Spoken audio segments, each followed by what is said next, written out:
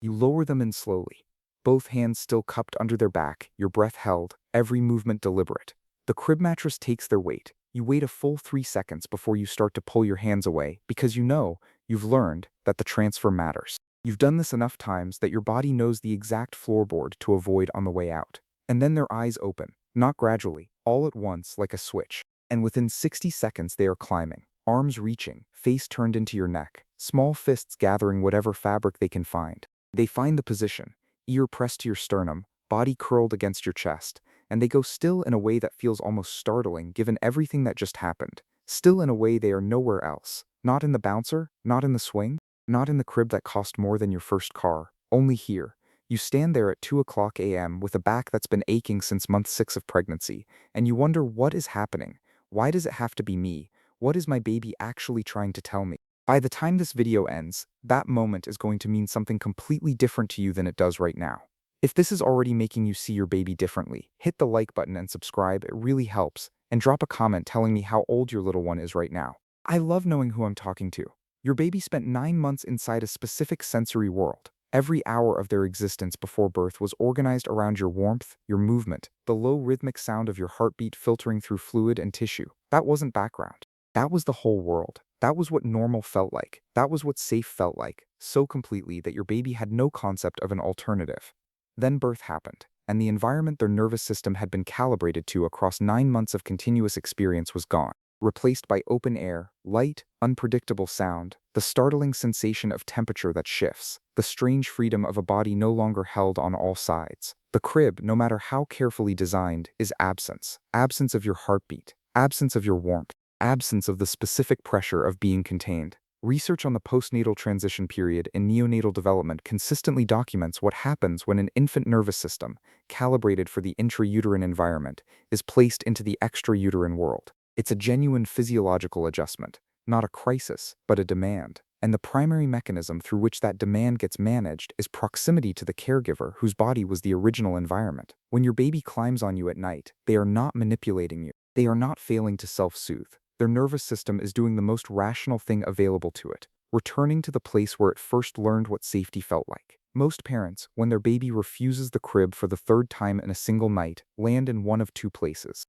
Either they start to wonder if they've done something wrong, if some decision they made, some sleep training method they tried or didn't try, some habit they allowed to form, is now the reason their baby can't settle without them. Or they start to feel that the baby is winning a battle, that something in the relationship has gotten out of balance, that giving in means losing ground. Both of those readings are understandable. They're what the available information, the sleep training culture, the independent sleeper framing, the well-meaning advice from everyone around you tends to produce. And both of them are wrong in a way that matters.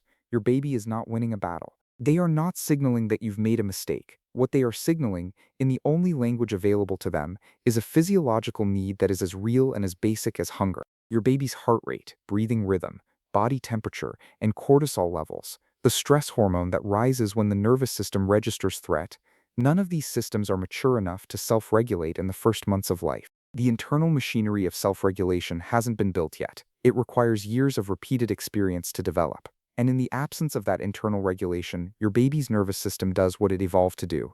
It borrows regulation from the nearest available source. That source is you. This is called co-regulation, and it is a documented physiological phenomenon, not a metaphor. Research led by neuroscientist Ruth Feldman at Bar-Ilan University measured the synchrony directly in parent-infant pairs. Heart rate, breathing, cortisol, these systems synchronize during close physical contact between a securely attached parent and infant. The synchrony wasn't present with strangers. It was specific to the attachment relationship. Your body is your baby's external nervous system. When you hold them, their heart rate begins to follow yours. Their breathing syncs to your breathing. Your body temperature stabilizes theirs. The cortisol that was rising in the crib begins to clear. When you put them down, you are not simply removing physical contact. You are removing the only regulatory system their body currently has access to. Their stress hormone starts to climb within minutes. Their alert system activates. And the climbing, the crying, the refusal to settle, that is a body doing exactly what a body is supposed to do when its regulatory support has been withdrawn. This is not behavioral. This is physiological. The difference matters, because if it's behavioral, then it's something to be corrected. And if it's physiological, if it's a nervous system being honest about what it needs to function, then responding to it is not creating a problem. Responding to it is the appropriate answer to a biological question. Your baby isn't asking you to give up your sleep forever. They're telling you something true about where they are right now, and about where their brain is in the process of learning to manage itself. That process takes time, more time than most parents are told to expect. And understanding what's actually driving it changes what it feels like to be the person standing at the crib at 2 o'clock a.m., deciding what to do. There are 9 things your baby does at night that parents almost always misread. Each one is a signal. Each one means something specific about where their nervous system is and what it's asking for. The first is the ear-to-chest position. When your baby settles with their ear pressed directly over your heart and goes still within seconds of finding that spot, they are seeking the cardiac rhythm specifically. Before they had vision clear enough to see your face, before they could distinguish your voice from other sounds, before they knew your smell, they knew your heartbeat. Research on kangaroo care in premature infants has shown that the maternal cardiac rhythm, transmitted through skin-to-skin contact, provides a pacing signal for the infant's own developing regulatory systems. The heartbeat is a frequency your baby's brain was tuned to before it was tuned to anything else. Finding it at 2 o'clock a.m. is not comfort-seeking in the soft sense of the word. It is a nervous system locating its anchor. The second is the face buried in your neck. Your skin at the neck carries the highest concentration of your personal scent. Research published in the journal Chemical Senses found that newborns could identify their mother's scent within 2 days of birth, before any other form of recognition had developed. When your baby drives their face into the side of your neck, they are confirming your biological identity through smell. They are asking a question and receiving an answer. Is this the person? Yes. The system settles.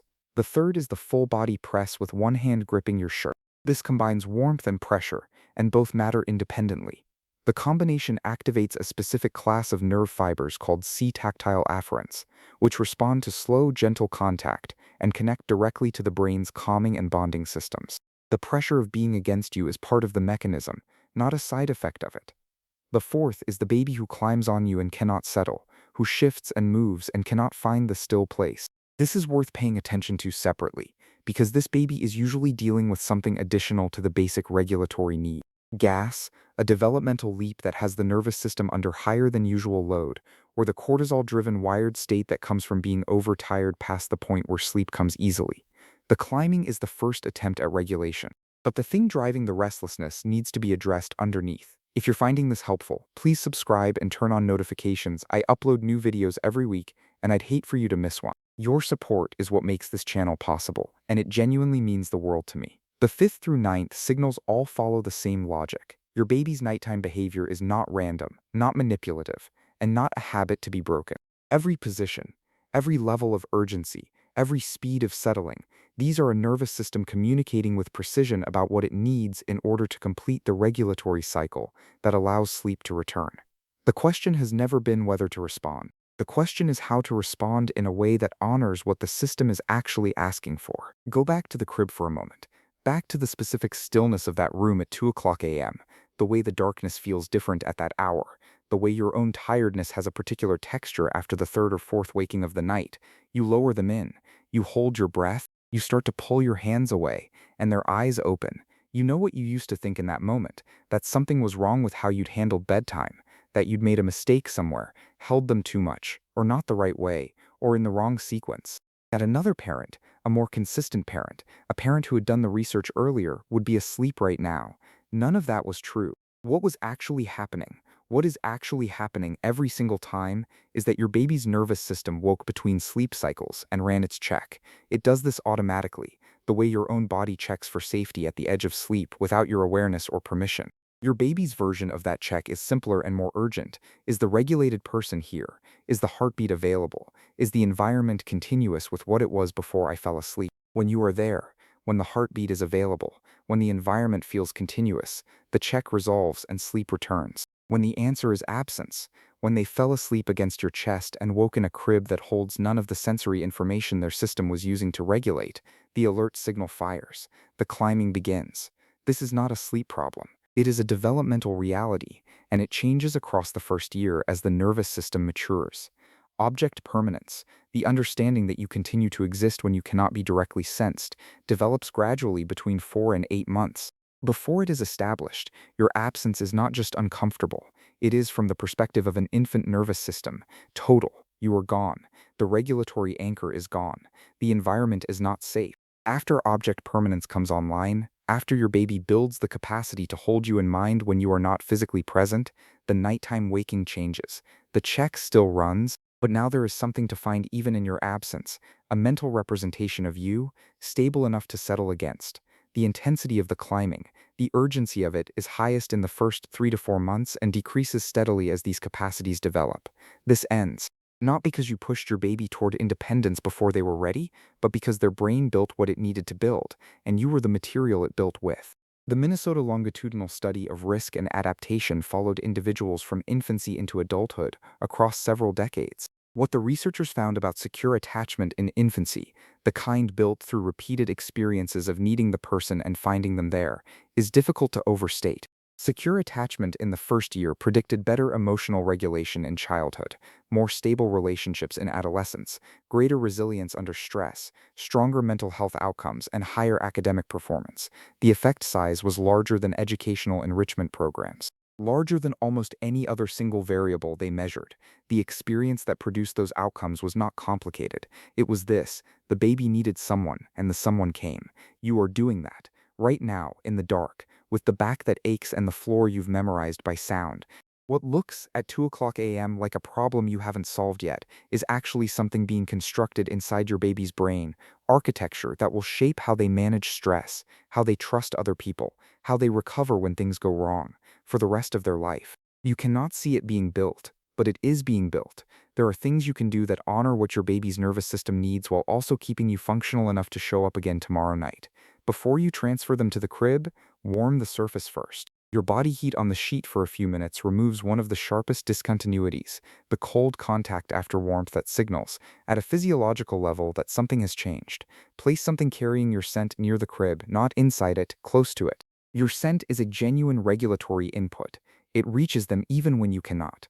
Narrate the transition, every time. Not because your 3-month-old understands the words, but because your voice, which they have known since before birth, which has been part of their sensory world as long as your heartbeat has, bridges the gap that physical separation opens. The heartbeat goes quiet. The voice continues. The nervous system receives less of a discontinuity signal. The transfer goes easier. When they wake between cycles and you go to them, respond before the escalation. A baby who is responded to promptly, briefly, and with calm physical contact settles faster and with less cortisol than a baby left to escalate. The response does not have to be long. It has to be real. Your presence, your warmth, the resumption of regulation for long enough that the system can complete its transition back into sleep. And when you have reached your own limit, when the back pain or the exhaustion or the simple human need to be a person without someone on you has hit its wall, put them down safely, take the break you need, and come back regulated. A regulated parent is more useful to a baby at 3 a.m. than an exhausted one who pushed past the edge of what they could give. Your nervous system is what their nervous system is borrowing. You have to maintain it. The baby pressing their ear to your chest in the dark is not confused about what they need. They have known since before they were born what safety sounds like. It sounds like you. The fact that you are the person they reach for, in the dark, when their system needs to borrow something it cannot yet generate on its own. That is not a burden you have accidentally created. That is the relationship, exactly as it was supposed to form, forming exactly the way it was always going to. Thank you so much for being here until the very end. It means everything. If this video changed how you see your baby even a little, please share it with another parent who needs to hear it. Check out the videos on your screen now. I think you'll love them. And subscribe if you haven't already. I'll see you in the next one.